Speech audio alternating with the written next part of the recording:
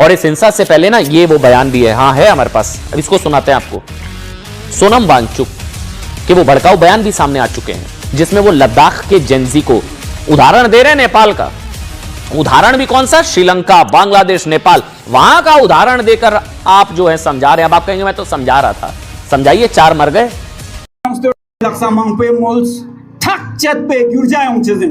नेपाल बांग्लादेश श्रीलंका मिवन से गिरजा क्यों नोकते चिक चिक शीना तेने क्यों नोक समर गयाले नेर देवाते ओचवत आ उनचोसला ते हिलिंग नाम दानांग द्वानांग ते चोसमान पा लद्दाख से ना मा शिवे गिरजा यो शिवे फोग्युर पीसफुल रेवोल्यूशन।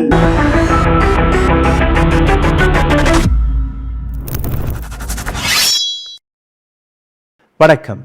சோனம் வாங்சு எதற்காக கைது செய்யப்பட்டார்? அவர் தேச துரோகியா, தேசபக்தரா? இந்த நாட்டுக்காக அவர் என்னதான் செய்தார்? அல்ல இந்த நாட்டுக்காக துரோகம் செய்யக்கூடிய நபர்கள் அவர்களை சிறையில் அடைக்கலாமா? சோனம் வாங்சு மீது எதற்காக NSA போடப்பட்டது? நேஷனல் செக்யூரிட்டி ஆக்ட், தீவிரவாதிகள் மீது போடக்கூடிய அந்த வழக்கு. யார் இந்த நாட்டை உண்மையிலேயே சுரண்டுகிறார்களோ, யார் இந்த நாட்டை உண்மையிலேயே உடைக்கக்கூடிய வேலையை பார்க்கிறார்களோ அந்த நபர்களுக்கு பெரிய பெரிய பதவிகள், அமைச்சர் பதவி வரை கிடைக்கிறது. ஆனால் சோனம் வாங்சுவை பற்றி ஒரு துளி கேட்டுக்கொள்ளுங்கள். சோனம் வாங்சு ஒரு எஜுகேஷனிஸ்ட், என்விரான்மெண்ட் ஆக்டிவிஸ்ட், ஒரு சயின்டிஸ்ட், ஒரு இன்வென்டர். குழந்தைகளுடைய கல்விக்காக ஏராளமான பள்ளிக்கூடங்களை கட்டியமைத்த நபர், கல்வித்துறையை தூக்கி பிடித்த நபர், இந்த நாட்டு பெயரை புகழை உலகம் முழுவதும் பரப்பிய நபர், உலகமே பாராட்டிய ஒரு நபர் தான் சோனம் வாங்சு. இன்னைக்கு சிறையில் இருக்கிறார். எங்கே இருக்கிறார், எப்படி இருக்கிறார், உயிருடன் இருக்கிறாரா இல்லையா என்கிற அந்த விளக்கம் கூட அவருடைய மனைவியான கீதாஞ்சலிக்கு கிடைக்கவில்லை. கீதாஞ்சலி ஒரு கடிதம் எழுதியிருக்கிறார் இந்த நாட்டு பிரசிடென்ட் முர்மு அவர்களுக்கு, நரேந்திர மோடி அவர்களுக்கு, ஹோம் மினிஸ்டர், லா மினிஸ்டர், லத்தாக்கின் லெப்டினன்ட் கவர்னர், DC வரை அனைத்து நபர்களுக்குமே இந்த கடிதத்தை போட்டிருக்கிறார். இந்த கடிதத்தில் அவர் எடுத்து வைக்கக்கூடிய ஏராளமான அலிகேஷன்ஸ்கள், எப்படி G TV, republic TV, news 18 போன்ற மெயின் ஸ்ட்ரீம் மீடியாக்கள் சோனம் வாங்சுவை பற்றி பொய் வதந்திகளை பரப்பி வருகிறார்கள். ஒட்டுமொத்த பிஜேபியின் IT விங் அமித் மால்வியா நேரடியாக அமித் மால்வியாவுடைய பெயரை இந்த கடிதத்தில் எழுதியிருக்கிறார். எப்படி அவர்கள் பொய் வதந்திகளை பரப்பி வருகிறார்கள். சோனம் வாங்சுடைய தவறு என்ன? எதற்காக அவர் கைது செய்யப்பட்டார் என்று நீங்கள் பார்த்தீர்கள்னா, இந்த நாட்டின் மகாராஜாவுடைய மகா நண்பர் அடானி அவர் ஒரு திட்டத்தை போட்டிருக்கிறார். லத்தாக்கில் ஏராளமான வளங்கள் இருக்கிறது, நாடு முழுவதும் சுரண்டி பார்த்து விட்டோம். இப்போ மீதம் இருக்கிறது அந்த ஒரே ஒரு மாநிலம் மட்டும்தான். அங்க இருக்கக்கூடிய வளங்களை சுரண்டினால் 13,000 மெகாவாட் மின்சாரத்தை தயாரிக்கலாம். அந்த மாநிலம் நாசமாக போனால் எனக்கு என்ன, அந்த மாநிலத்தை அழித்தால் எனக்கு என்ன, எனக்கு வெறும் பணம் தான் வேணும். இந்த திட்டத்தை நரேந்திர மோடியின் காதுகளில் ஓதியிருக்கிறார். நரேந்திர மோடி, ஆஹா என்ன ஆலோசனை நண்பா, உனக்கு தான் லத்தாக் எழுதி கொடுக்கிறதுக்கான அனைத்து திட்டத்தையுமே தீட்டிவிட்டார்கள். சோனம் வாங்சு மோடியுடைய நண்பரான அடானி மற்றும் அந்த ப்ராஜெக்ட் நடுவே நிற்கக்கூடிய ஒரு மிகப்பெரிய பிரச்சனை. சோனம் வாங்சு மட்டுமல்ல, சோனம் வாங்சுடைய ஒரே ஒரு குரலுக்காக ஒட்டுமொத்த லத்தாக்கே ஒரே மூச்சில் நின்றது. அதற்கான காரணம் சோனம் வாங்சு மீது இருந்த அந்த மரியாதை, அவர் மீது இருந்த அந்த நம்பிக்கை, சோனம் வாங்சுடைய போராடக்கூடிய அந்த முறை. RSS மன்னிப்பு கேட்பது அல்ல சுட்டுக் கொள்வது, ஹிந்து முஸ்லிம் என்று பிரிவினவாதத்தை விதைப்பது, இது அவருடைய கொள்கை அல்ல. He was a Gandhian. Mahatma காந்தியின் கொள்கையை தன்னுடைய வாழ்க்கையில் ஏற்றுக்கொண்ட ஒரு நபர். அஹிம்சை, போராடுவேன், உயிர் போகும் வரை போராடுவேன், ஆனால் அஹிம்சை வழியில் போராடுவேன், அமைதி வழியில் போராடுவேன். 5 முறை உண்ணாவிரதம், லேஹ் டு தில்லி நடைப்பயணமாக வந்தார். அப்படியே பதற்றம் அரசாங்கத்திற்கு இருந்தால் அந்த பதற்றம் இந்த நபரை வைத்து எங்களுடைய நண்பருக்கு அந்த ப்ராஜெக்டை கொடுக்க முடியாமல் போய்விடுமோ, அடானி அவர்களுக்கு என்ன பதிலை கொடுக்க போகிறோம், இதுதான் இந்த பதற்றம். திருப்பி அனுப்பிவிட்டார்கள், கைதும் செய்ய பார்த்தார்கள், எதுவுமே நடக்கவில்லை. சோனம் வாங்சூக் ஒவ்வொரு வருடமும் ஒவ்வொரு 6 மாதத்திற்கு ஒரு முறை இதே போன்ற போராட்டங்களை நடத்தி வந்தார். இந்த முறை சாகும் வரை போராட்டம், உண்ணாவிரதம். இந்த போராட்டத்தை பார்த்து மீண்டும் ஒருவரை அரசாங்கம் பயந்தது. இந்த போராட்டத்தில் நேபாள், ஸ்ரீலங்கா, பங்களாதேஷுடைய அந்த எஃபெக்டும் தெரிய வந்தது. இளைஞர்கள் தன்னுடைய மாநிலத்திற்காக ஏராளமான போராட்டங்கள் நடத்தி பார்த்து விட்டார்கள், எதுவுமே சாத்தியமாகவில்லை. கடைசியில் போலீசார்கள் தான் முதலாக இந்த கூட்டத்தை கலைப்பதற்காக அங்கே தடியடி நடத்தியிருக்கிறார்கள். அதிலிருந்து கோபமடைந்த நபர்கள், இளைஞர்கள் பிஜேபியின் ஆஃபீஸையே கொளுத்தி விட்டார்கள். எந்த விதமான ஃபுட்டேஜும் வெளிவரக்கூடாது, எந்த விதமான உண்மையும் வெளிவரக்கூடாது என்று அங்கே இன்டர்நெட்டை துண்டித்தார்கள். சோனம் வாங்சூக்கை கைது செய்ததற்கான காரணம் இதுதான். கீதாஞ்சலி அவர்கள் தன்னுடைய கடிதத்தில் எழுதிய அந்த வார்த்தைகளும் நீங்கள் கேட்டுவிடுங்கள். என்னுடைய கணவரை பார்க்க விடவில்லை, பேசக்கூட விடவில்லை. அதே நேரத்தில் என்னுடைய கணவரை தேச துரோகி என்கிற பட்டத்தை சுமத்துவதற்காக ஒட்டுமொத்த கோதி மீடியா இறங்கி வேலை பார்க்கிறது. ஜி, ரிப்பப்ளிக் பாரத், நியூஸ் 18, பிஜேபியின் ஐடி செல்லுடைய தலைவரான அமித் மால்வியா, இவர்கள்தான் என்னுடைய கணவரை தவறாக சித்தரிக்கக்கூடிய வேலையை பார்க்கிறார்கள். அவர் பேசிய வீடியோக்களிலிருந்து ஒரு சில வீடியோ கிளிப்பிங்களை கட் செய்து இவர்கள் பரப்பக்கூடிய வேலையை பார்க்கிறார்கள். நியூஸ் 18 அம்பானியுடைய சேனல். இந்த சேனல் இருக்கக்கூடிய ஒரு ஜோக்கர், பத்திரிகையாளர்லாம் கூற முடியாது, ஜோக்கர் தான், அமன் சோப்டா என்கிற இந்த பெயர். இந்த நபர் சோனம் வாங்சூக்கை பற்றி எப்படி தவறாக பேசுகிறார் என்று நீங்களே பாருங்கள். நீங்கள் கேட்ட ஆதாரம் இதோ பாருங்க. தேச துரோக வேலையை பார்க்கிறார். இளைஞர்களை நேபாள், பங்களாதேஷ், ஸ்ரீலங்கா போன்ற அந்த சிச்சுவேஷன் உருவாக்குவதற்காக தூண்டி வருகிறார். வரும்போது மாஸ்க் அணிந்து வாருங்கள், வரும்போது தொப்பி போட்டு வாருங்கள். இல்லை இன்னொரு பக்கம் நீங்கள் பார்த்தீர்கள்னா நேபாள், பங்களாதேஷ், ஸ்ரீலங்கா போன்ற சிச்சுவேஷன் இங்கே வரும்போது சைனா ஆர்மியை உள்ளே விட்டு விடுவோம், நாங்கள் தடையெல்லாம் போட மாட்டோம். இதெல்லாம் சோனம் வாங்சூக் பேசியதாக அவர்கள் சித்தரிக்கிறார்கள். இப்போ உண்மை என்ன அதையும் நீங்கள் பாருங்கள். முதல் அமன் சோப்டாவுடைய இந்த வீடியோ, ரெண்டாவது அமித் மால்வியா போட்ட இன்னொரு தவறு. ரெண்டுமே நான் எடுத்து காட்டுவேன். फर्स्ट अमन चोपड़ा போட்ட இந்த வீடியோ பாருங்க. और इस हिंसा से पहले ना ये वो बयान भी है, हाँ है हमारे पास, अब इसको सुनाते हैं आपको। सोनम वांगचुक के वो भड़काऊ बयान भी सामने आ चुके हैं, जिसमें वो लद्दाख के जेंजी को उदाहरण दे रहे हैं। नेपाल का उदाहरण भी कौन सा, श्रीलंका, बांग्लादेश, नेपाल, वहां का उदाहरण देकर आप जो है समझा रहे हैं। अब आप कहेंगे मैं तो समझा रहा था, समझाइए। 4 मर गए, 30 जख्मी, सीआरपीएफ की गाड़ी पर हमला, बीजेपी का दफ्तर फूंक दिया। आप उदाहरण दे रहे थे, एक बयान सुनाइए वो नेपाल वाला उदाहरण। ये देखिए आप सीआरपीएफ की गाड़ी का क्या हाल हुआ, ये देखिए आप। कौन लोग हैं ये नेपाल वाला प्रयोग करने की कोशिश कर रहे थे, सीआरपीएफ की गाड़ी फूंक दी, 4 लोगों को मार दिया, बीजेपी के दफ्तर फूंक दिया, 30 लोग जख्मी, पुलिस वालों सब उन लोगों को दौड़ा दौड़ा कर मारा गया। अब सुनिए वो बयान, वो नेपाल वाला बयान सुनाइए।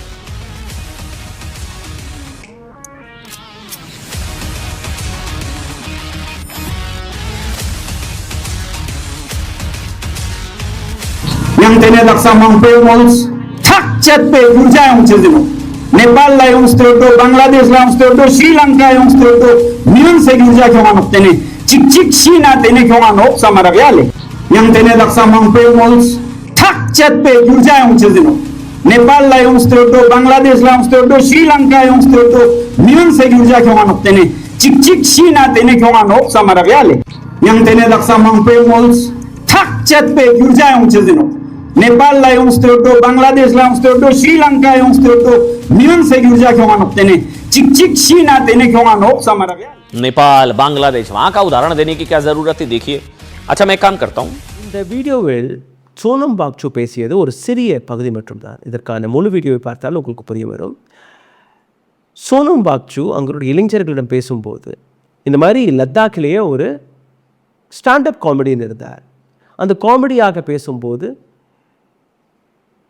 நேபாள், ஸ்ரீலங்கா, பங்களாதேஷில் நடந்ததோ அதே போன்ற சுச்சுவேஷன் இங்கே நடக்கும்போது, because we sit in a border area, அப்படியே சைனாக்காரன் உள்ளே போகுதுன்னா நாங்கள் விட்டுருவோம், உள்ளே போங்க. பட் இது தவறு. சோனம் வாங்சுடைய இந்த வார்த்தையை கட் பண்ணி விட்டார்கள். இது தவறு. இந்த நாடு ஒரு டெமோக்ராட்டிக்கான நாடு. நாம் இந்தியர்கள் தன்னுடைய உயிரை கொடுத்தாவது இந்த மண்ணை நாம் காப்பாற்ற வேண்டும். அமைதியான முறையில் போராடுவோம். எந்த விதமான ஆயுதத்தை கையில் எடுக்கக்கூடாது. இந்த விஷயத்தை சித்தரித்து விட்டார்கள், கட் செய்து விட்டார்கள்.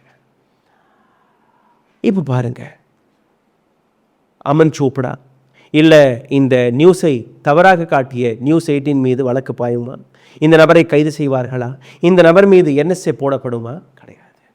இன்னொரு பக்கம் நீங்கள் பார்த்தீர்கள்னா, அமித் மால்வியா அவரும் ஒரு வீடியோவை வெளிவிட்டு பாருங்க, வர்ற இளைஞர்களை மாஸ்க் போட்டு தொப்பி போட்டு அங்கே வர சொல்லியிருக்கிறார்.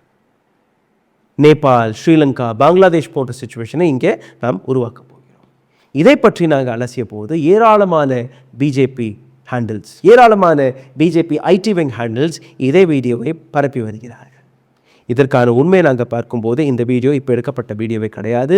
இந்த வீடியோ கோவிட் காலகட்டத்தில் எடுக்கப்பட்ட வீடியோ. அப்பவும் சோனம் வாங்சு பேசிய வார்த்தை என்ன? போராட போகிறோம், வெயில் இருக்கும், வெயில் தாங்க மாட்டீர்கள், அதனால் வரும்போது ஒரு தொப்பி எடுத்துட்டு வாங்க.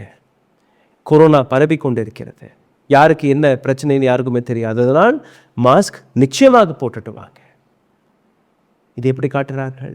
இந்த பிஜேபி ஆஃபீஸை கொளுத்துவதற்காக சோனம் வாங்சு இளைஞர்களை மிரட்டி வந்தார்கள். அமித் மால்வியா மீது நீங்கள் வழக்கு போடுவீர்களா?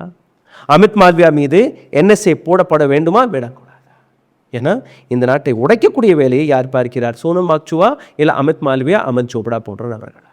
ஒட்டுமொத்த ரிப்பப்ளிக் பாரத் டிவி இதே வேலையை தான் பார்த்து வருகிறார்கள் கடந்த 5 நாட்களாக. இது அனைத்துமே கூறி அஞ்சலி, கீதாஞ்சலி, சோனம் வாங்சுடைய மனைவி இந்த கடிதத்தை எழுதியிருக்கிறார்.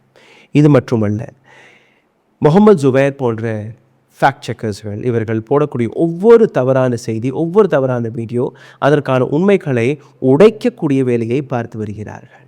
இதே நேரத்தில் பங்களாதேஷின் இன்ட்ரிம் பிரைம் மினிஸ்டர் முகமது யூனிஸோட ஒரு ஃபோட்டோ இருக்குது சோனம் வாங்சு. அதை பரப்பி இங்கே பாருங்கள், தேச துரோகி என்று. அதே முகமது யூனிஃபுடன் நரேந்திர மோடியோட ஃபோட்டோவும் இருக்கிறது. ஏன் நீங்கள் அதை பற்றி பேசவில்லை? இது எல்லாமே கேட்கப்படக்கூடிய விஷயம். இப்போது ஒரு சில பத்திரிகையாளர்கள் லத்தாக்கிற்கு சென்றிருக்கிறார்கள்.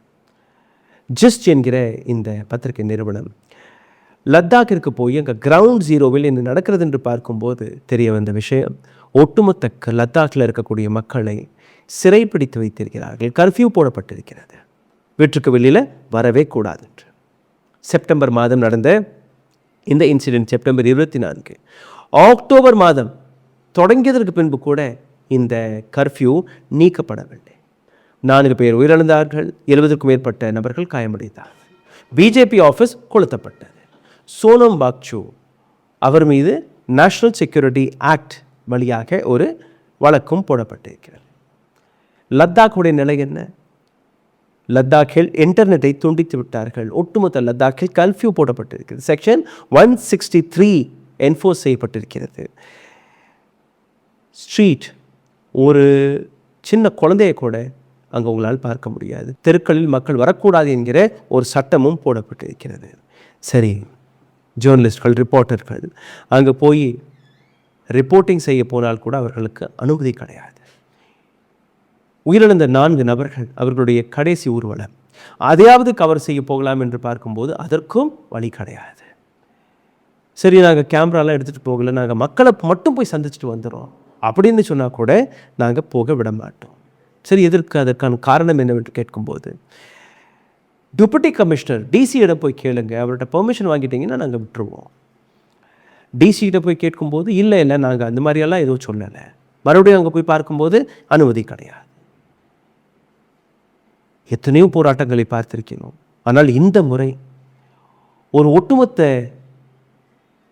ஸ்டேட்டையே சிறைப்பிடித்து வைப்பது இது முதல் முறையாகும். இந்த அளவில் பிஜேபியோடைய பதற்றம், பிஜேபியோடைய பயம் என்ன? எதற்காக சோனம் வாக்சுவை ஆன்டி நேஷனல் சைனீஸ் ஏஜென்ட் என்று எடுத்து காட்டுகிறார்கள். ஒட்டுமொத்த லத்தாக் இன்னைக்கு கொந்தளித்துக் கொண்டிருக்கிறது. லத்தாக்கில் இருக்கக்கூடிய இளைஞர்கள் கொந்தளித்துக் கொண்டிருக்கிறார்கள். காரணம், அவர்களுடைய லீடர், அவர்களுடைய ஐடென்டிட்டியை நீங்கள் கொச்சையாக எடுத்து காட்டி வருகிறீர்கள். கார்கில் போரும்போது இந்த நாட்டிற்காக உயிரை கொடுத்த நபர்கள் யார் என்றால் இதே லத்தாக்கியர்கள். ஒவ்வொரு நிலையிலும் ஆர்டிகல் 370 நீக்கப்படும் போது கொண்டாடிய நபர்கள் இதே லத்தாக்கியர்கள். ஒரு தனிப்பட்ட நபருக்காக ஒட்டுமொத்த லத்தாக்கியை விற்கக்கூடிய வேலை நீங்க பார்க்கிறீர்கள். தேச துரோகி நீங்களா இவர்களா? அடானிக்கு ஒரு பவர் ப்ராஜெக்டிற்காக இன்னைக்கு ஒட்டுமொத்த லத்தாக்கையே சிறைப்பிடித்து வைத்திருக்கிறீர்கள். அடானி மீது தேச துரோக வழக்கு போடலாமா? NSC வழக்கு போடலாமா? போடக்கூடாது. ஒட்டுமொத்த பிஜேபி, ஒட்டுமொத்த பொய் வதந்திகளை பரப்பக்கூடிய நபர்கள், இவர்கள் மீது தேச துரோக வழக்கு போடணுமா, இல்லை சோனம் வாக்சு மீது இந்த வழக்கு போடப்பட வேண்டுமா என்று நீங்களே சிந்தித்து பாருங்கள். இந்த வீடியோ உங்களுக்கு பிடித்திருந்தால் தயவு செய்து இதை பகிருங்கள். உங்களுடைய கருத்துக்களை கீழே கமெண்ட் பாக்ஸில் எழுதி விடுங்கள். சோனம் வாக்சுவை பற்றின உங்களுடைய கருத்து மிக முக்கியமாக கீழே எழுதுங்கள். இதை தாண்டி எங்களை சப்போர்ட் செய்ய நினைக்கக்கூடிய நபர்கள் கீழே இருக்கக்கூடிய UPI ID வழியாக உங்களுடைய ஆதரவுகளை தெரிவிக்கலாம். நன்றி, வணக்கம். ஊடகம் கார்ப்பரேட் அரசியல்வாதிகளின் கைப்பாவையாக அடிமைகளாக இருந்தது போதும். இனி சாட்டை எடுத்து சுழற்றும் நேரம் வந்துவிட்டது. ஊடகம் பொதுமக்களாகிய உங்களுக்காக, உங்களாலேயே இயக்கப்பட வேண்டும். ஊடக சுதந்திரத்திற்காக உங்களின் பங்களிப்பை இன்றே அளித்திடுங்கள்.